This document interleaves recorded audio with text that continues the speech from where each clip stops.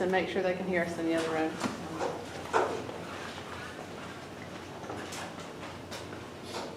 Did it change and do you have sound? Y'all hear them? We're good? Mr. Cook, we are good. Good. We ready? Yes.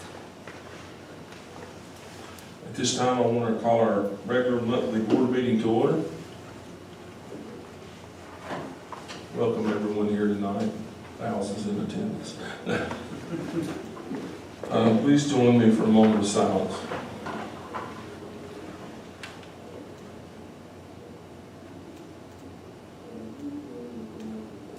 Okay, thank you. At this time, we all stand for the Pledge of Allegiance. Pledge allegiance to the flag of the United States of America and to the republic for which it stands, one nation, under God, indivisible, with liberty and justice for all.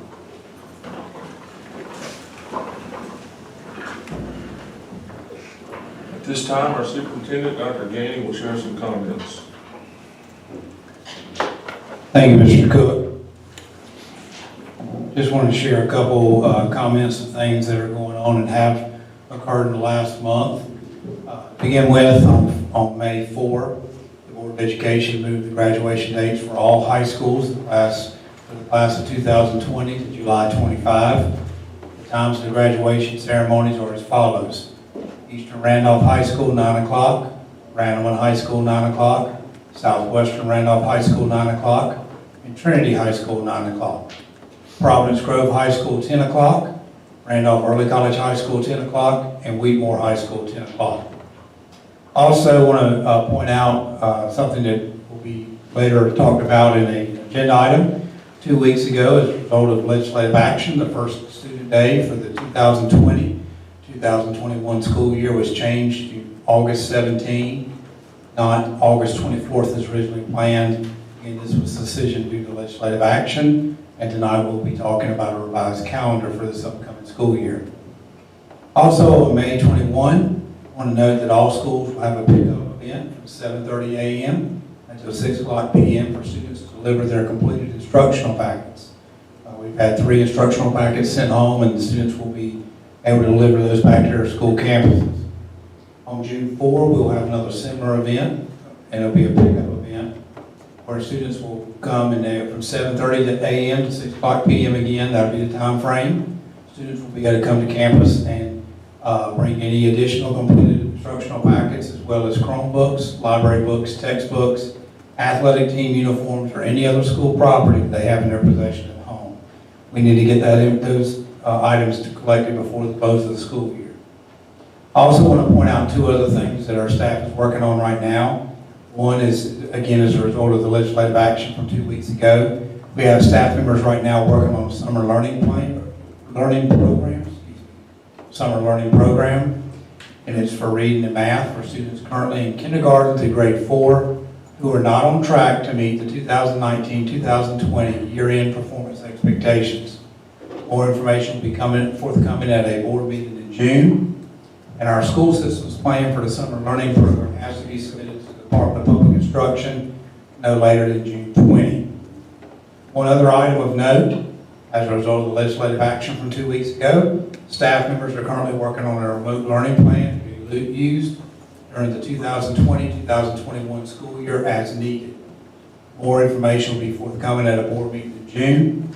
This plan for our school system has to be submitted to the State Board of Education no later than July 20.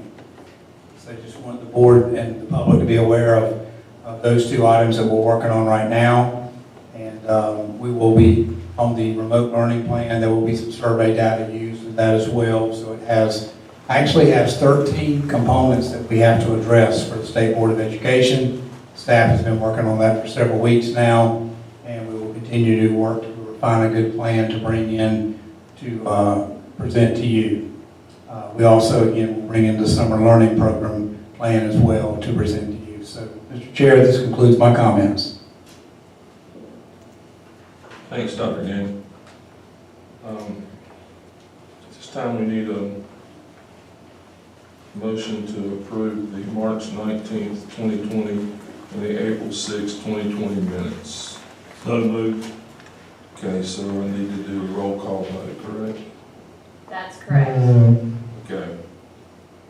Mr. Biggs? Yes. Aye. Well, so we need to say the names of No. each Okay. person. Okay. Brian Biggs. Aye. Sharon Farlow, aye. Gary Cook, aye. Fred Burgess. Aye.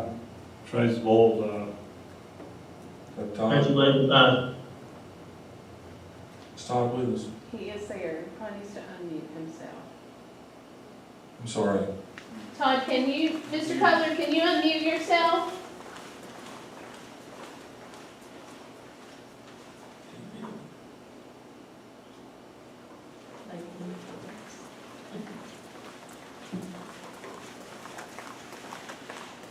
Hold on.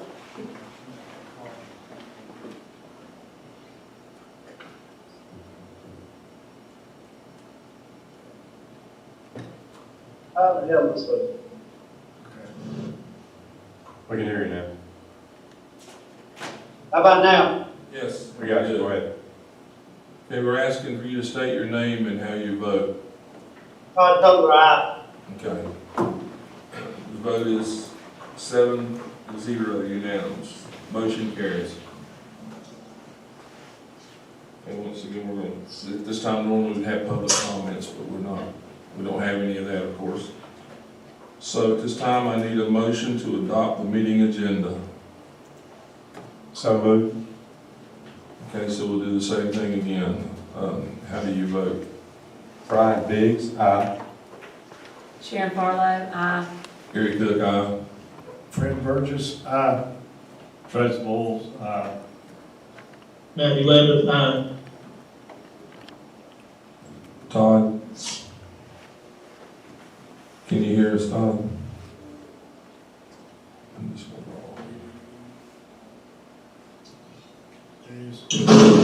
Todd Cutler, aye. Okay. Motion carries 7-0, unanimous. This is the reason we're doing this, if people are wondering, this is something that because I'm wondering myself, but, this is something the state just changed, last month, I think it was, where you had to do a roll call vote. So that's why we're doing it this way. That's right. If any board members participating remotely, then a roll call vote is required under the new law. Okay, thank you. Okay, we'll move on now to the information items with Dr. Gainey.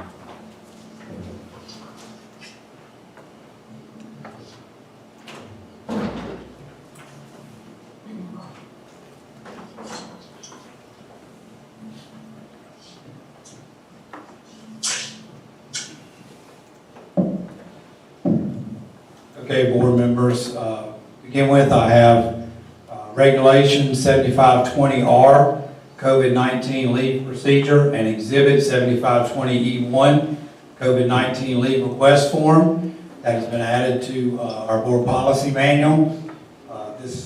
The leave procedure is basically a formalization of the memo that I sent to the employees on the 30th of March that included state of emergency leave. State of emergency leave was one of them, or emergency paid sick leave was another item, and the third item was emergency family medical leave, expanded leave for child care. Those were three different options that were added at that time for employees. They gave them a total of 9 options to use. The leave request form also is a form that our attorneys advised us to start using. We put it in place after spring break. We put it out on the 21st of April. So these documents actually were added on the 29th of April. And then, no, I take that back. We originally posted them on the 15th of April, and we revised them on May 1, and they were revised because the state of emergency leave was extended from April 30th until May 31, right at the end of April. So we had to revise it and change the date. So these documents have actually been posted for a while, since the 15th of April. That was since our last meeting. As you know, when regulations and exhibits are posted, I bring them as information items to the next board meeting. So any questions about either one of those documents?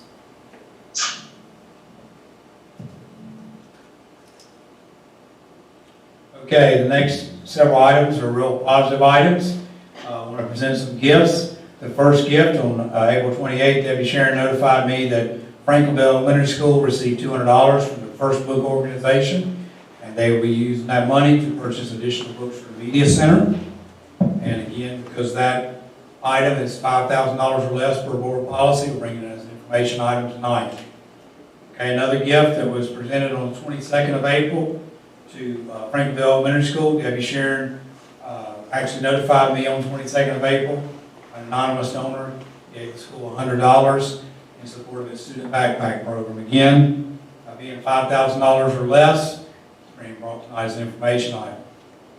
Next, Kelly Harrell on the 13th of May notified me that she, accompanied by the name of Educational Environments, had presented her school with 60 student desks, valued at $60 per desk, total value of $3,600, donated to the school as a gift. And again, since it's $5,000 or less, it's being brought as an information item tonight.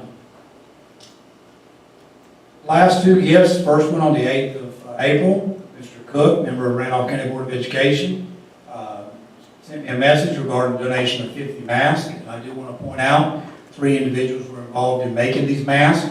Teresa Powers from Pineapple Fabrics in Archdale cut and donated the kits for the masks. Emily Adams from So Busy Ladies in Ashburn provided the elastic for the kits for the mask. And Linda Hester of Archdale sewed the mask. The gift had a total value of $250. It was 50 masks valued at $5 per mask, and they were to be used, and they were by the school nutrition workers and bus drivers who've been involved in delivering food and preparing food for individuals during this time of school closure. Again, bringing that tonight as an information item due to the value being $5,000 or less.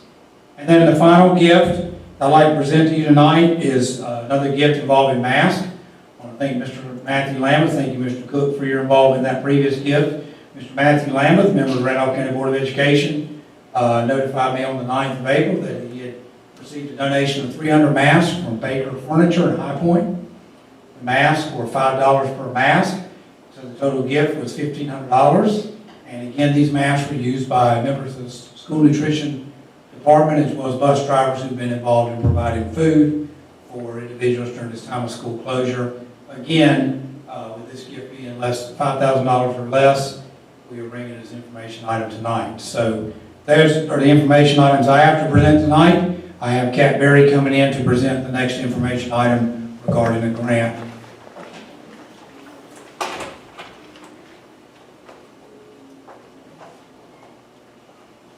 Good evening, Chairman Cook, members of the Randolph County Board of Education, and Dr. Gaines. Tonight, I'm very pleased to present to you a grant that was received by media specialist Kathy Samero at John Lawrence Elementary School.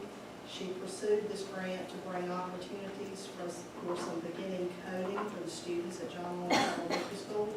As in keeping with the gifts, we report grants under $5,000 as information items. And again, we'd like to certainly recognize the staff at John Lawrence Elementary for going the extra mile. Thank you. Thank you so much.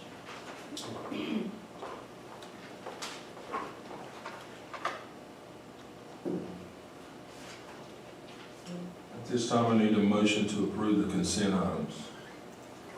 So moved. Okay.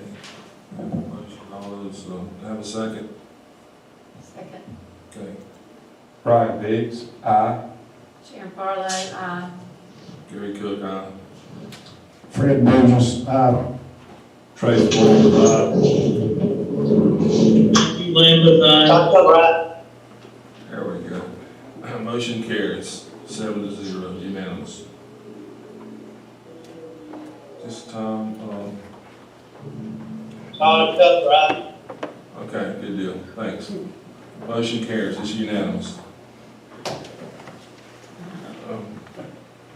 This time we're gonna move on to operations with Marty Charters. I just looked at all this. All right, good evening.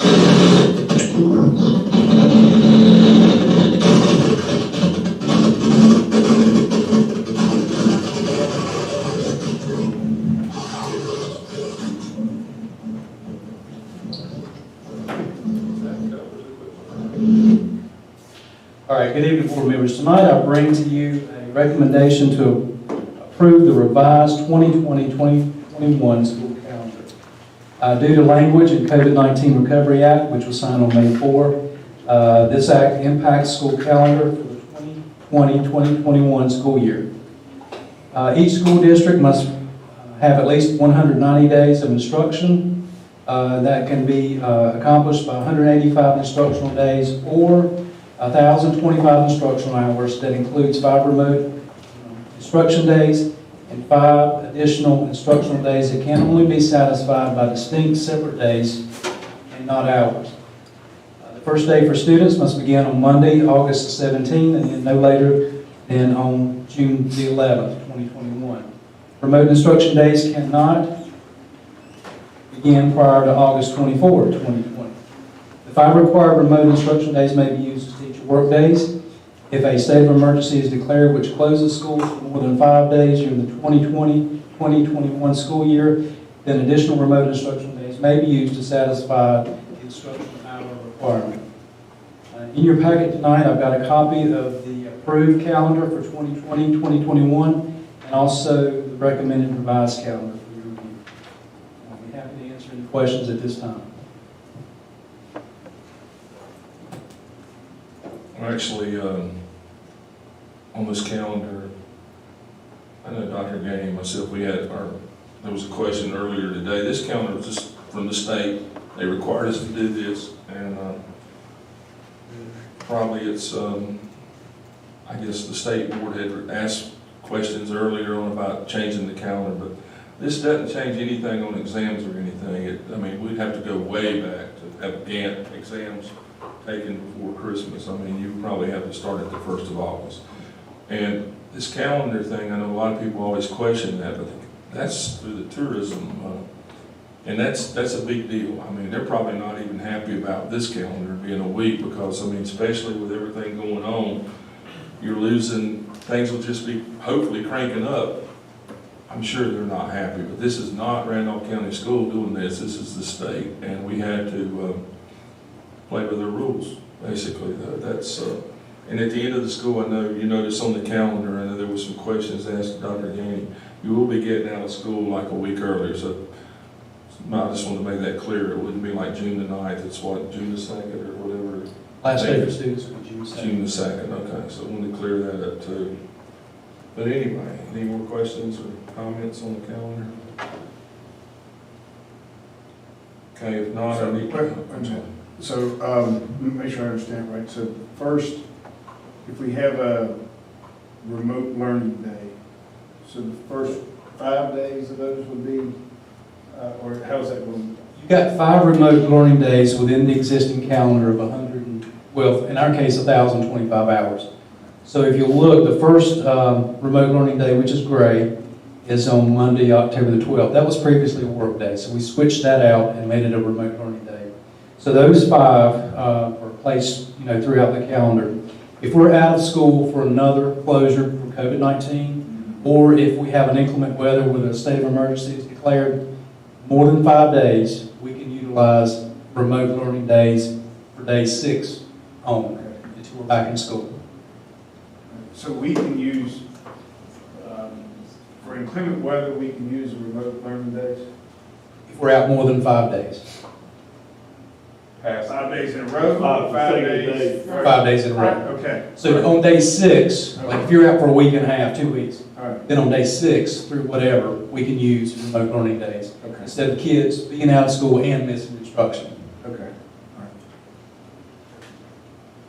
That's why that plan that we're putting together is going to be a key as well, and that's why the state board and legislature is pushing that remote learning plan.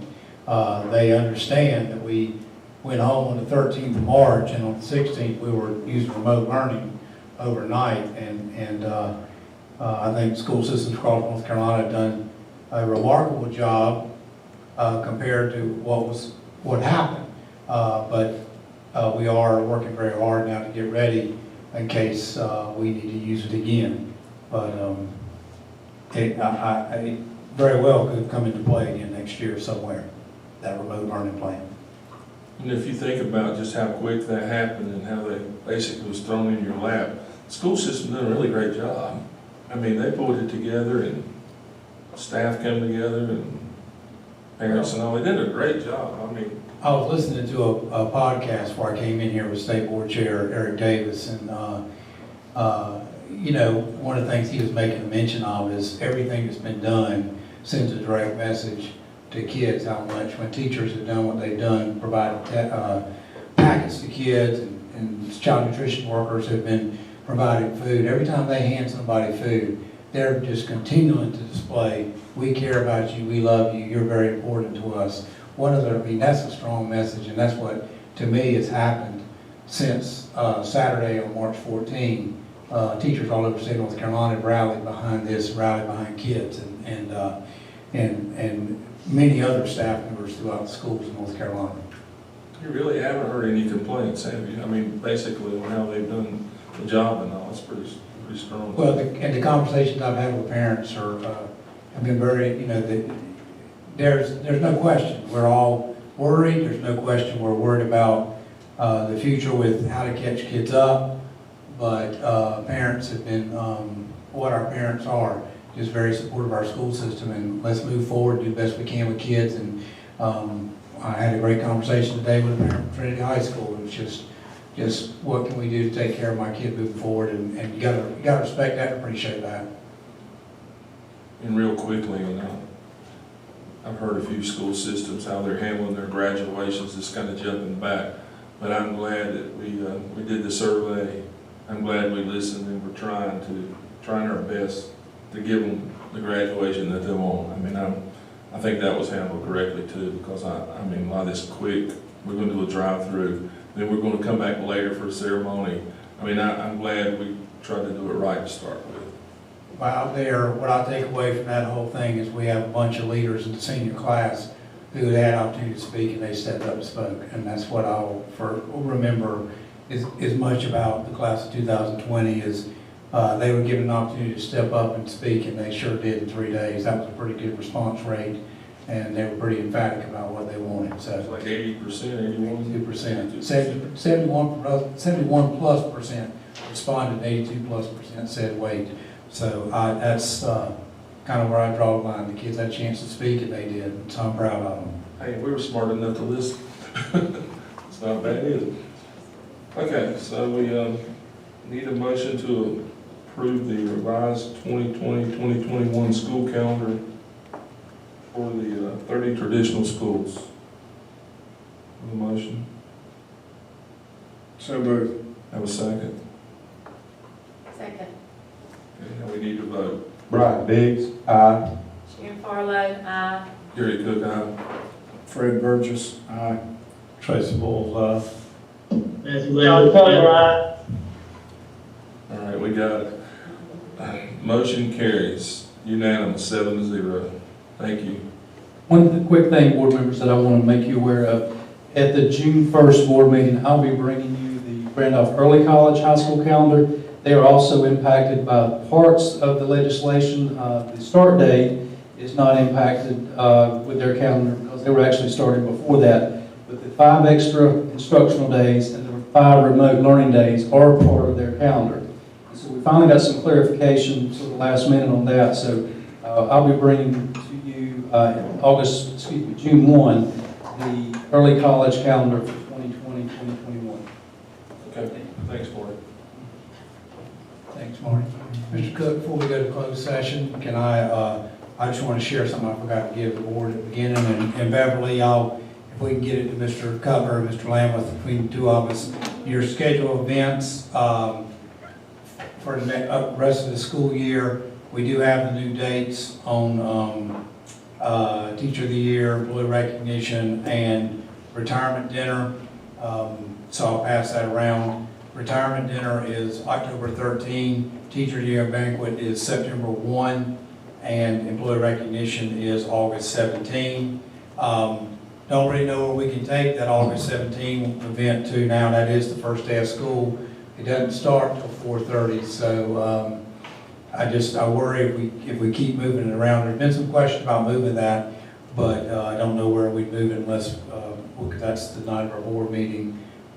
We surely can't move it any earlier. I think we would have trouble getting people here in July. So understandably so, if they get a chance to get out of town a little bit, if things clear up. So I'll pass this around. We have 3 meetings in June. I want to say thank you on the front end. I know the month of June stuff for the board, but it also gives us a lot of flexibility because once we come out of June, then we go pretty deep into July before we get another board meeting. And want to note that June 15 and June 25 are 4 o'clock starts, which happens about every year because the way the commissioner stuff lands with the budget.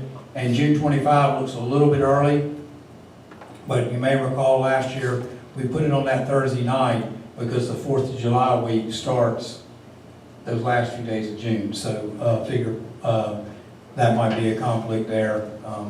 So anyways, I'll pass these out, Mr. Cook. I wanted to make sure, I forgot to share them in my comments today, so I want to make sure I got it in the public part of the meeting. Okay. Hey, I want to discuss or kind of talk about something before we go to closed session.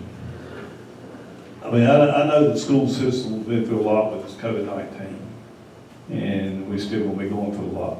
But there are some things we need to get back to and look at beyond this.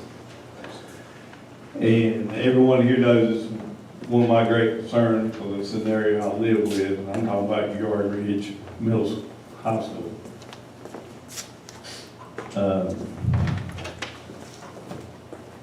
I would like to know where it's going. I like to know what we're looking at next year. I mean, I've had parents and everybody come to me, what are we going to do at Yard Ridge? What's going to happen over at Yard Ridge? And we're going to our 4th year. And I'm going to be honest, I don't step on anybody's toes or hurt anybody's feelings. But I don't see the progression that we talked about when we started this. I mean, we were telling these kids, we're going to introduce this and introduce that. And to them, they don't see a lot happening. Randolph County Schools, we can compete against charter schools. Now we got UR Ridge competing against the charter school and Southwest Randolph to keep kids there. And I think this upcoming year is probably going to be our lowest number we've kept.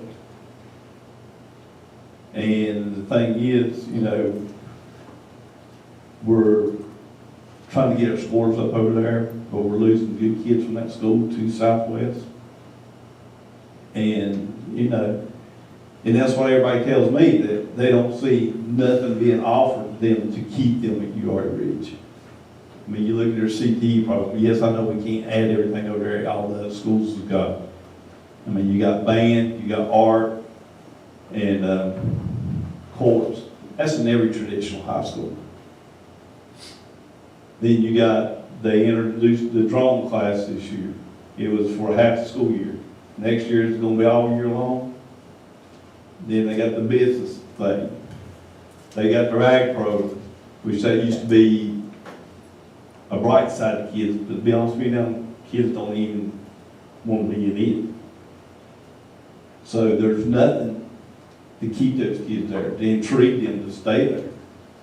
Yes, I know we have all those classes, the high school kids going to RCC doing and all, but I mean, it's these 8th graders, and they see it, because they intermingle with the high school kids. And, I know several kids going to Southwest next year. And I ask them why. And that's what they tell me. That, I don't see nothing there for me to keep me there. And, there may be a plan I don't know about. But it's hard for me to tell parents and kids it's gonna get better if I don't see a plan. And you know, here we are, you know, the sports things, now we done away with it. Yes, we lose just a handful of kids to that. And that's a handful of kids. You know, I'll bet I was one for to do away with it. But we gotta do something. This board, we have accomplished a lot in the last 7 years. We've had a lot of good things happen. You know, and I just don't want to see this be our first failure. I mean, you know, moving to 5th grade up to Randall Middle School, that was a great thing. I ain't heard nothing bad about it as far as you from that area. You know, and you know, the early college has done well. All the programs we've done with RCC is done real well, apprenticeships and all that. We just can't let this sitting on the back burner. We promised the people in our community, in our county, that we was gonna do something. And they're not seeing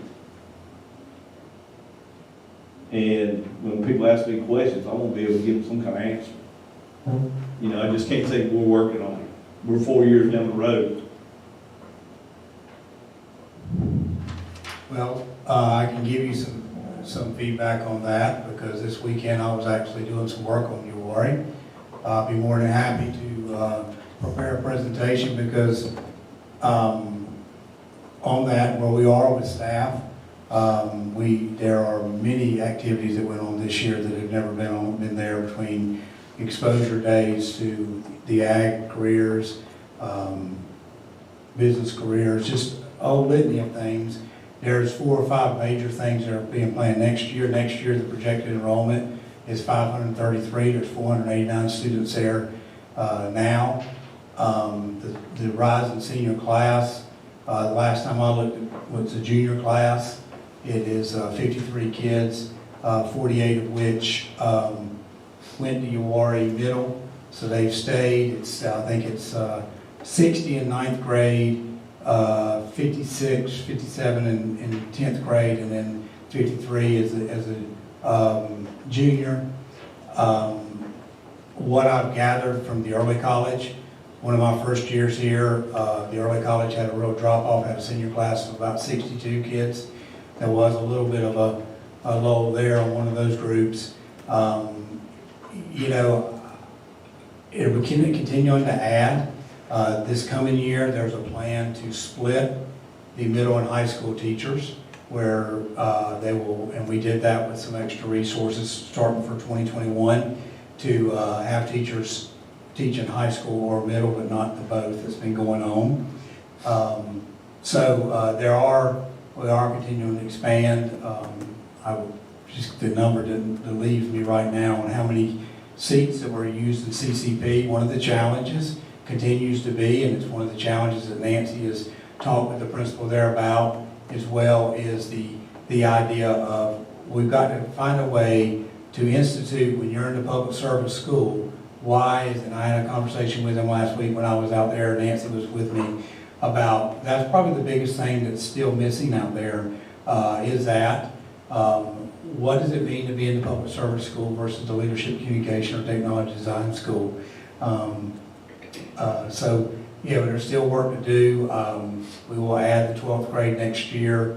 Brian Hill's excited about the first graduating class there. Heard very little feedback regarding the athletic decision. I had maybe 1 or 2 calls, maybe. I think that went well. I think they've lost a couple kids. Now, I would agree with you. I know of a couple kids who have now decided to go to Southwest High because of the athletics. The numbers are still rising. And I get, remember the capacity of the school was 650. So I think when we land in there between 500 and 600, that's going to be a good number, knowing that we were almost to go under 300 when it was a 6-8 school. That concerned me a great deal. But we have work to do, yes. And, I was just looking at the things planned for next year, the more expansions for next year. And it's funny, I had a conversation with Miss Cross this weekend, Saturday, and I said, I just keep getting this feel that, this thing may just get ready to explode, because the things they had, now we lost some recruitment time this year with COVID-19 dropping off. One of an interesting thing that's gonna happen, I was talking to Nancy, they've had the truck fair with the kids in 5th grade, but since the Tabernacle and Farmer kids didn't get to do it, now it comes to UWARI, it comes to the high school campus, so she's gonna schedule that for the fall for the 6th graders, since they wouldn't have got it in the spring. So there were some things impacted. Looking back through it, there were several, some recruitment things that were impacted, events, but last I looked, it was, I want to say it was 533 is projected number for next year at the school. The biggest real drawback right now, Mr. Bowles, is what does it mean to be in a school of study? To me, that's the thing that's really missing, is what's different about being in that school of study. And I talked to Brian about it. It's not just a guest speaker here or there. It's going to have to be embedded in it, and we're hoping that by splitting the staff, he came to us and asked us, could that be? So 3 years ago, the principal there 3 years ago came to me and said, I need more positions than I'm earning, because I've got to be at a point to the high school courses, or these kids aren't going to stay. You know, it can't be just the course makes or doesn't make. And first thing I said was, well, we can't do that. And then when I realized what he was talking about, stepped away, we said, okay, we're going to do more to get those high school courses established, even though the enrollment in them may not be where they start, they may not be they're going to be bigger when they end. Well, then here comes this year, we've gotten that squared away, and Brian had a real feeling that he needed to separate the middle and high school staff. Not separated, but the teachers seemed torn, teaching some middle, some high. He came, he presented that idea to Kathy Waddell, Nancy, and Kat and I, and we looked at that. We were putting back the distance learning position he had. We're going to make sure that's back in place somewhere online that had been used in a different way.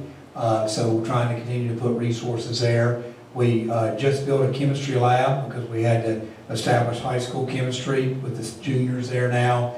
Part of what's been going on along the way too is having to establish the high school components. 2 years ago we had to build or create the biology lab.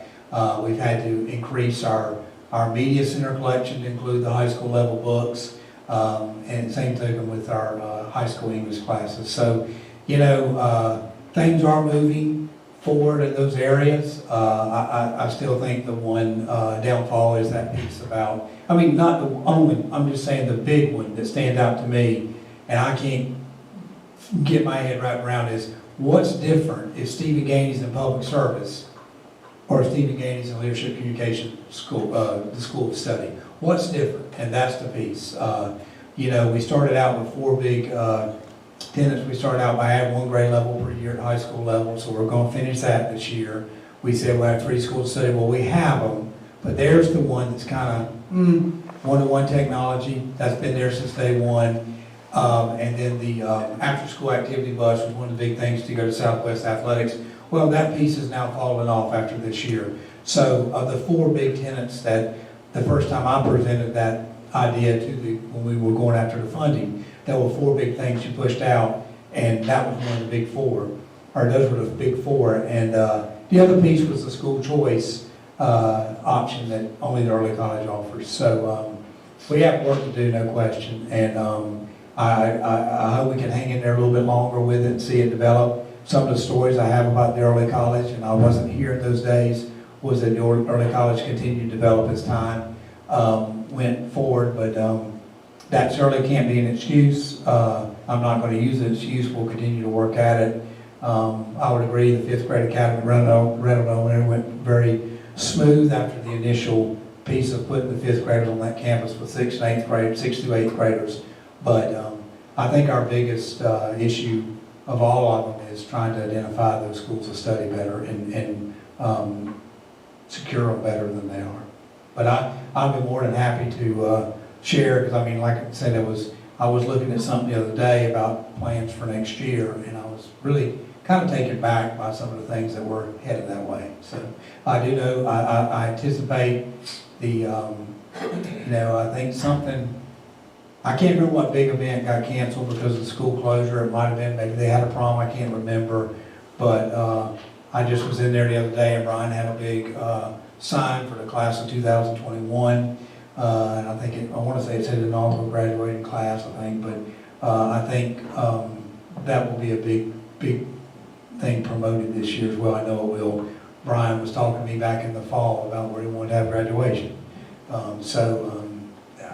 You know, that's, I look back, now I look back in January of 2018, the first year the school was open it was in 6-9. My memory's right, we had 337 6th through 8th graders and we had 58 9th graders. So if you go this far forward, you're sitting, and there may be some change there a little bit in that group, that now 11th grade class, but you know, one of the things, if we can keep it around 50 or more, we love 75. That was our goal. If you remember, our goal was to cap each grade level at 75. And so we just got to keep working. We will keep working at it. And I'll, you know, we'll certainly do what the board wishes as we move forward as well.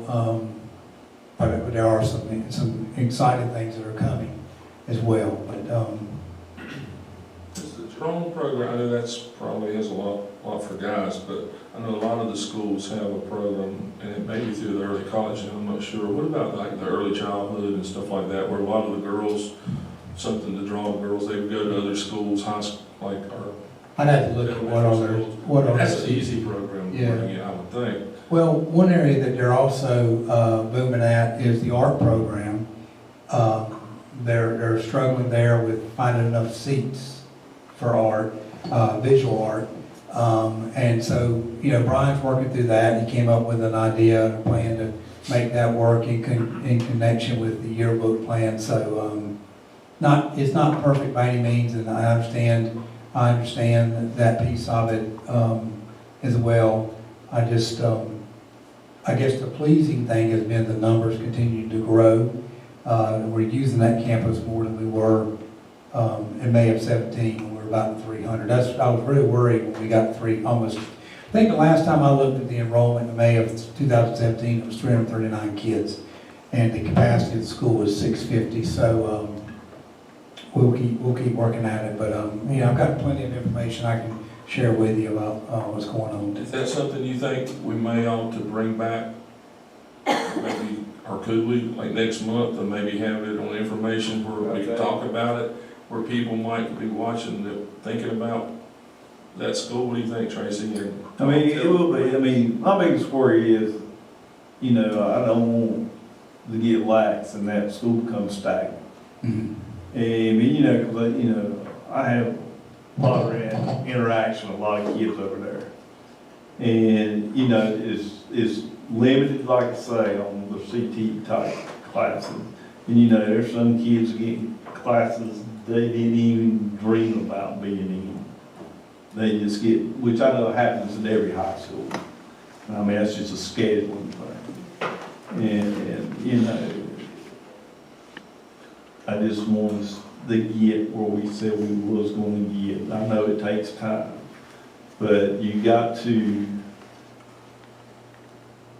I talked to the gentleman 2 weeks ago when I walked in. I said, "How you doing?" He said, "You have some fun." He said, "What about you are?" I said, "What's going on?"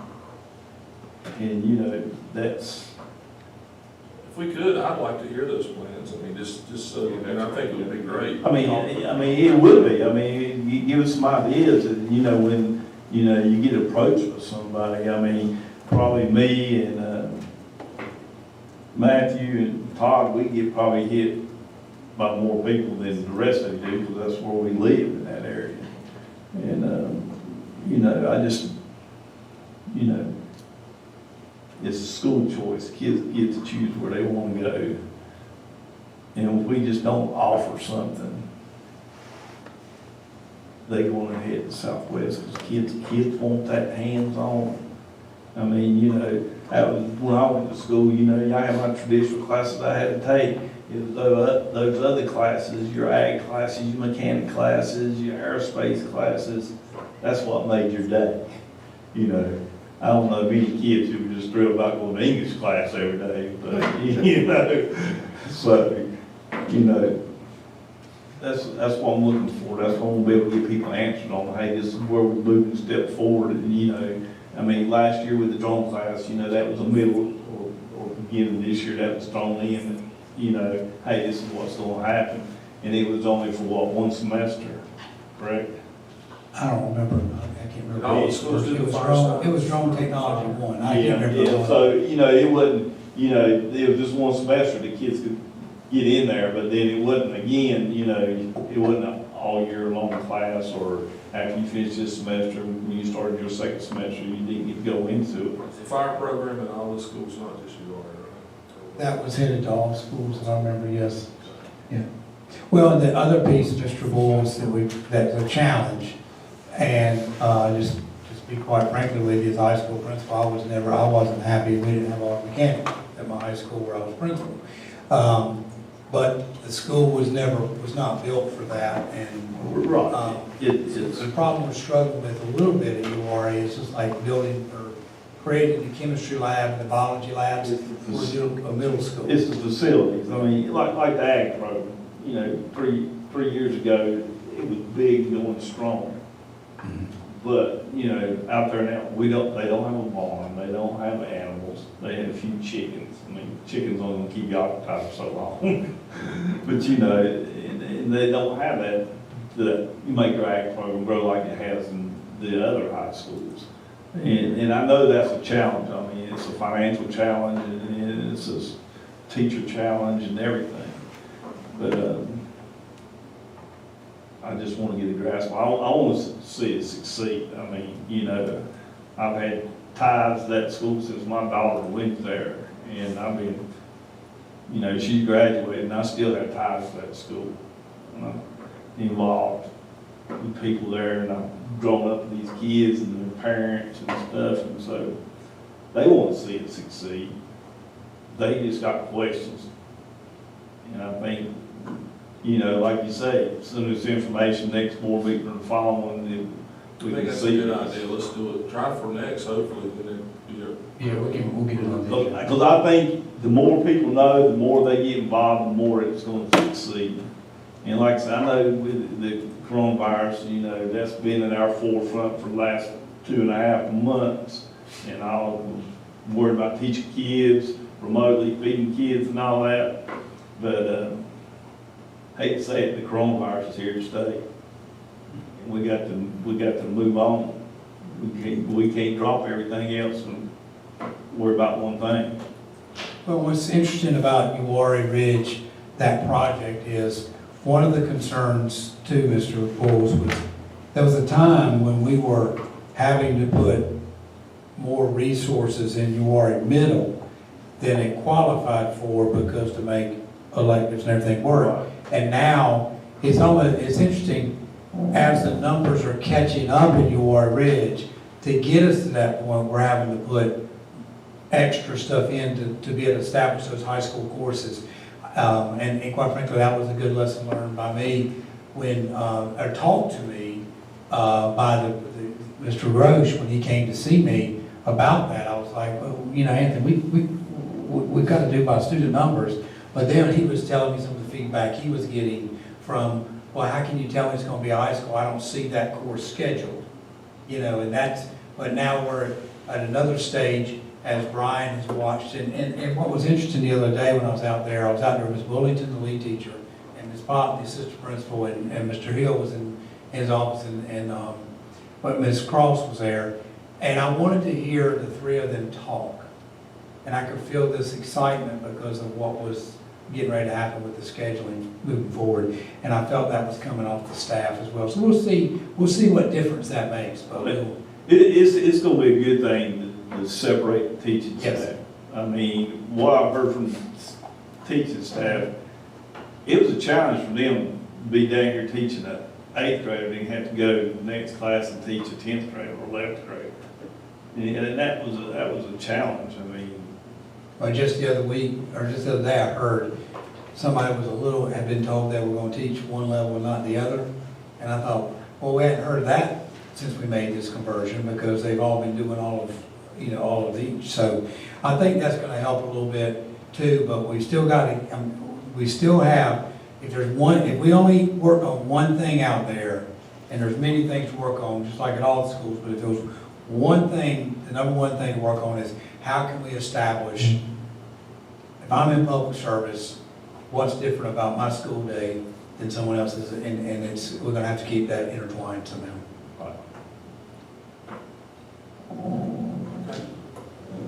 So we'll talk about that next meeting, information, good deal.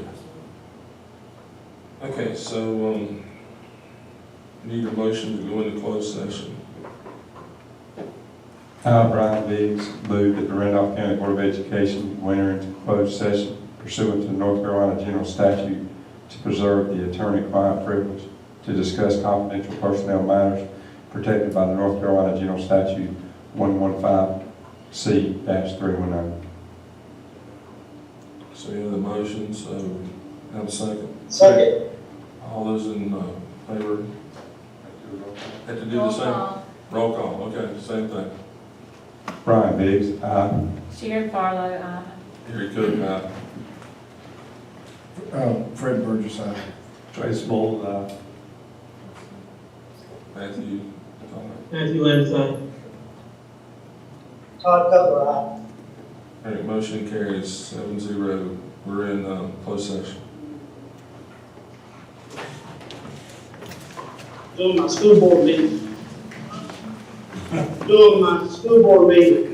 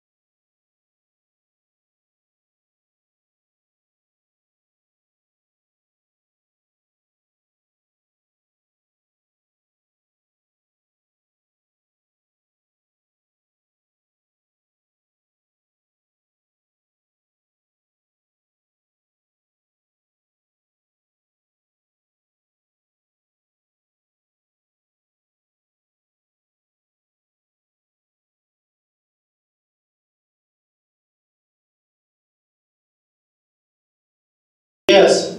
You're good to go. What is that racket I keep hearing? There's not. Air brakes. Sounds like air brakes. Okay, need a motion to approve the certified personnel report. So moved. Have a second. Second. All right, all roll. Brian Biggs, aye. Sharon Farlow, aye. Gary Cook, aye. Fred Burgess, aye. Tracy Bowles, aye. Matthew Webb, aye. Todd Cutler, aye. All right, motion carries unanimously, 7-0. Now we need a motion to approve the classified personnel report. So moved. Have a second. Second. All those in favor say aye. Brian Biggs, aye. Sharon Farlow, aye. Gary Cook, aye. Fred Burgess, aye. Tracy Bowles, aye. Matthew Webb, aye. Todd Cutler, aye. Okay, this time we need a motion to approve the administrative appointment. So moved. Have a second. Second. Okay, all those in favor, state your name, vote. Brian Biggs, aye. Sharon Farlow, aye. Gary Cook, aye. Fred Burgess, aye. Tracy Bowles, aye. Matthew Webb, aye. Todd Cutler, aye. Okay, at this time, we need to take Todd out of it for a second. Remove yourself, Todd. Right, is that the one? He's But muted. this is an open meeting, so he can recuse himself from Okay. the vote. Okay, so we need a motion to approve the administrative contract for Jessica Cutler. So moved. Second. Okay, it's just one. Okay, all those in favor, state your name and vote. Brian Biggs, aye. Sharon Farlow, aye. Gary Cook, aye. Fred Burgess, aye. Tracy Bowles, aye. Matthew Webb, aye. Okay, motion carries 6-0. Now we need a motion to approve the remaining administrative contracts. So moved. Have a second. Second. Okay. All those in favor, state your name and vote. Brian Biggs, aye. Sharon Farlow, aye. Gary Cook, aye. Fred Burgess, aye. Tracy Bowles, aye. Matthew Webb, aye. Todd? Todd Cutler, aye. All right, motion carries 7-0, unanimous. Is that everything? Anything else? So need a motion to adjourn the meeting. So moved. And second? Second. Yes. Brian Biggs, aye. Sharon Farlow, aye. Gary Cook, aye. Fred Burgess, aye. Tracy Bowles, nay. No, aye. Matthew Webb, aye. Todd Cutler, aye. Motion carries unanimously.